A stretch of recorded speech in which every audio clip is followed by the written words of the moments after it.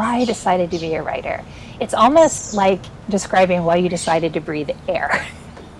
Because I always see stories in everything around me, and storytelling comes so naturally. I mean, even as a hospital administrator, I would use stories to get my staff to understand the importance of what was at hand. For example, we would be audited by a credentialing agency called JACO for our hospital, and my staff would have to be able to say, what's the acronym for how to be safe in a fire? And they didn't want to spend time learning that. They had work to do. And I had to tell them a story about how bad it would be to burn up in the clinic and have their patients die. And then it became really interesting. So stories are at the basis of everything we do as humans.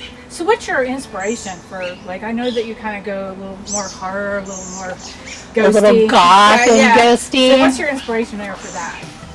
I have always loved skulls. I have always loved to be afraid. And I'm not sure if part of it comes from my very hardcore Southern Baptist upbringing. So we were kind of raised to be afraid of things. So that could have been a coping mechanism on my part. But when you start to see the world in a certain way, it's an overlay on top of reality. For example, I'm writing a short story about what happens if post office boxes and columbarium cremation niches got switched. And the idea came to me when I got a post office box for the business, and I saw all those little boxes lined up, and it looked like a columbarium.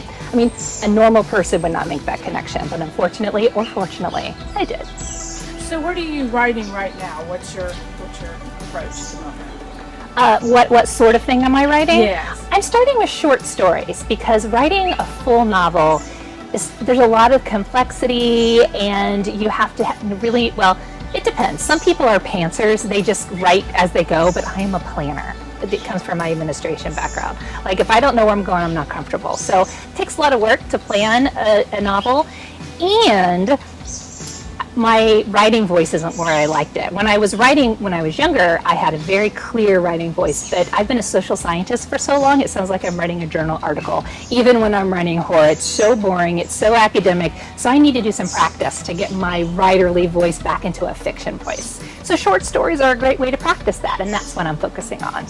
So what's your inspiration?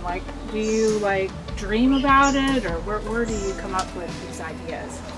Well, just like Madalina L'Engle told me when I was 8 years old, I read a lot, and I tend to read the things that I want to write. So Neil Gaiman is one of my favorite authors. So is J.R.R. Tolkien.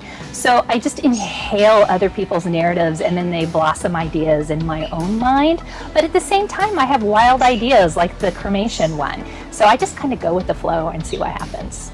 So what's your biggest dream? What would, if anything could happen in regard to your writing career, what would you love to happen? Oh my gosh, several things, because I have a plan. The first step is to get a short story published. I mean, that's a little thing, but boy, that's a milestone. I would just be beside myself with joy to get a short story published. Then I would like to see longer works published. And while I'm publishing, I want to build a community of writers on my blog, Novel Narrative. I don't want it just to be me, because together we're stronger. So I want people who maybe don't have a lot of writers or friends in their local towns to be able to come together online, have a community, support each other, read each other's work, and have that benefit, because locally I have some really great writers I work with, and I would be nowhere without them.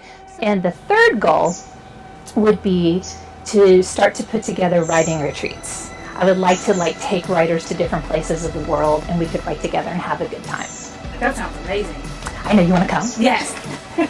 Really creepy places. We'll go to Prague and write at we'll go to Prague and we'll write at Count Dracula's castle, because it really exists.